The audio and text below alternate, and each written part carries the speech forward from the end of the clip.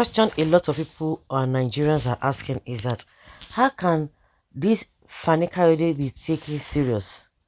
And from the archives, he once said Buhari is lifeless, a heartless, dangerous, ravenous, ravenous beast, a bitter, vengeful wolf.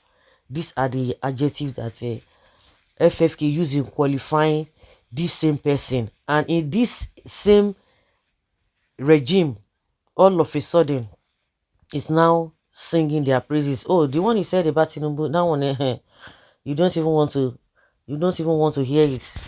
Oh, lifeless one, you have lost all sense of decency. And that was what he was talking about then.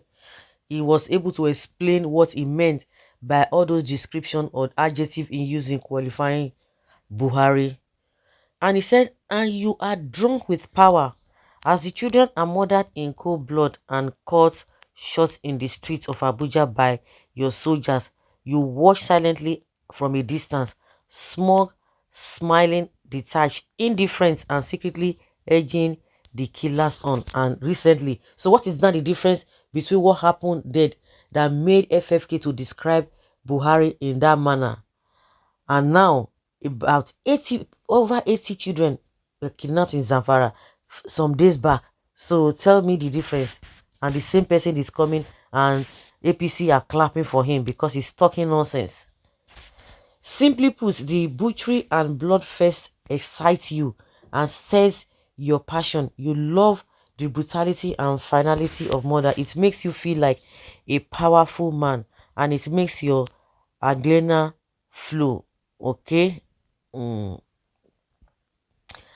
As the mothers of the slain weep as and as their fathers cry to God for justice, your impish vice smiles, the smile of the wicked, and boastfully proclaims how the two of you are preparing to dance shaku shaku for the 2019 election. Your sheer depravity and insensitive is certified and confirmed. You have proved me right.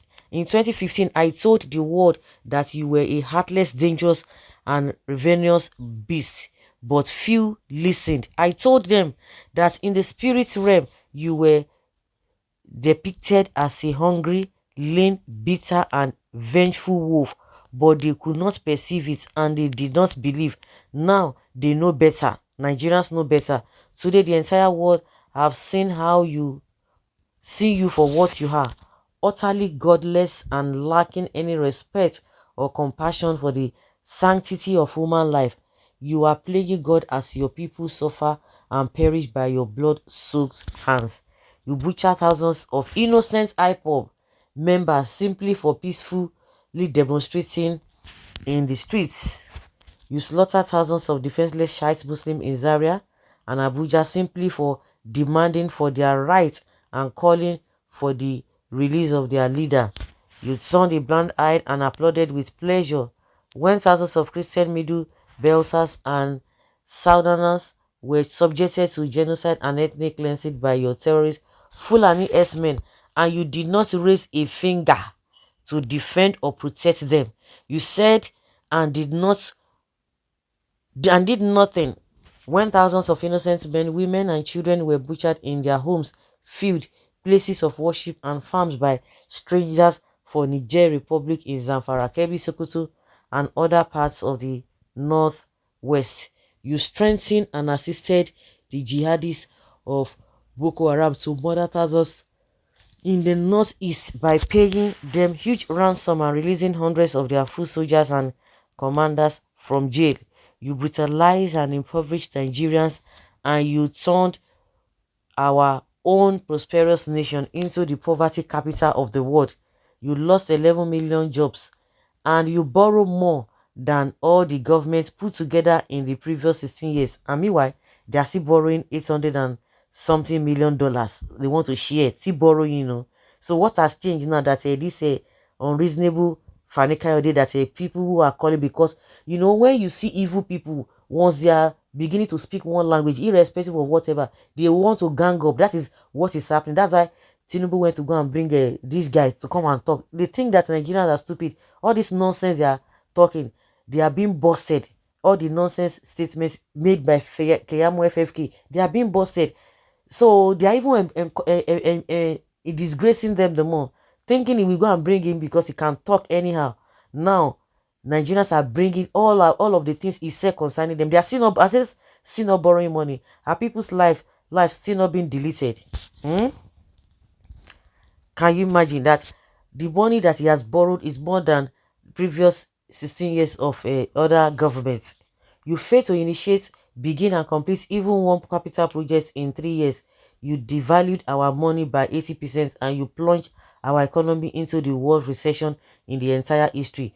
Now, are we, are we, our economy okay now? Yes, you should be able to answer the question. You have brought nothing but fear, pain, famine, suffering, strife, calamity, division, death, and terror to our land. You persecuted your enemies and terrorized your critics, and with every fiber of your being, you sought to destroy them. Cruelty was your watchword, wickedness your banner, while your ruthlessness was unprecedented and unrelenting. You raided the National Assembly and locked out our legislators. You threatened and intimidated the judiciary. You broke their spirits, bent them to your will. You stormed the homes of judges and whisked them away in the dead of the night. You assaulted a sitting governor and ordered them to stop him from traveling. You took over INEC and rigged every election. You declared your opponents thieves and looters and banned them from traveling abroad. Ha. Okay. Oh. Oh my god. This one, it gets us a B. Yes, you corrupted the anti-corruption agency and you used the security and intelligence agencies to torment your enemies and do your dirty work. You silenced and intimidated the press. You released the abuse of power and you protected your friends even after they stole and killed. You showed disdain and displayed contempt for your own people, and you consistently insulted and denigrated them, calling them ignorant, corrupt, and lazy fraudsters. Whenever you travel abroad and address foreign leaders and the foreign press, you lied about your educational qualifications, yet you insisted on calling yourself Mr. Integrity. You locked up and tortured your opponents, and in the case of Sambo Dasuki, Ezazaki, and countless others, you disregarded court orders and threw away the key. You raided the home of Nnamdi Kanu and attempted to kill him. You slaughtered his friends, staff, family members, and dog and made him flee into exile. You left Leah Sharibu in the hands of her brutal jihadist abductors, and you refused to bring her home with the others simply because she's a Christian. She not the year. Has Leah Sharibu been released now? No.